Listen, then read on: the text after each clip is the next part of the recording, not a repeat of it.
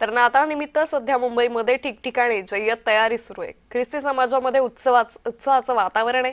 माहीम परिसरातील Saint Michael church इथं नाताळनिमित्त विद्युत रोषणाई करण्यात आलेली आहे। रात्रीपासून नाताळ सणाला सुरुवात झाली आहे, तर या पूर्वसंध्येला चर्च बाहेर मेणबत्ती, फुलं, हार, मिठाई, ख्रिसमस ट्री, कंदील या वस्तूंची खरेदी करण्यासाठी लोकांची गर्दी पाहायला मिळते।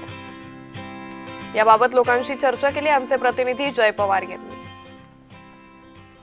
आपण सध्या माहीम या परिसरात आहोत, जिथे एक आगळं आणि वेगळं असं सेल्फी पॉइंट खरं तर उभारण्यात आलं आहे। आपण या ठिकाणी पाहू शकता की एक युनिक असं सेल्फी पॉइंट खरं तर विक्टोरिया चर्च बाहेर संपूर्ण उभारण्यात आलं आहे। मुंबई मेरी जानचे संस्थापक एंग्लो फर्नांडिस यांच्या माध्यमातून खरं तर हे संपूर्ण साकारण्यात आलं आहे।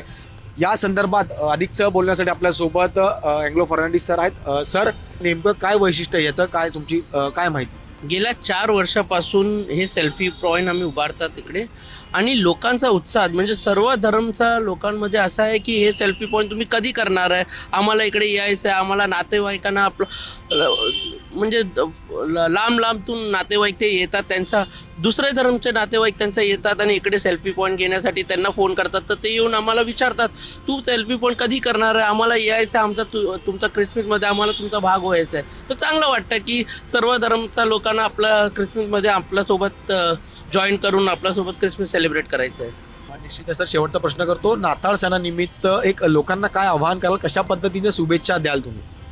ख्रिश्चन धर्म हे ऑलवेज म्हणजे शांती आणि प्रेमाचा संदेश देतोय। तर तुमच्या माध्यमातून मी पूर्ण देशवासियांना नाताळच्या हार्दिक शुभेच्छा आणि हॅपी न्यू इयर विश करतो। थँक्यू। नक्कीच खूप खूप धन्यवाद। तर आपण पाहतोय की एक अनोखं असं सेल्फी पॉइंट या माहीम विक्टोरिया चर्चच्या परिसरात उभारलेलं पाहायला मिळतं। व्हिडिओ जर्नलिस्ट स्वप्नील मोरेसह मी जय पवार, जय महाराष्ट्र न्यूज, मुंबई।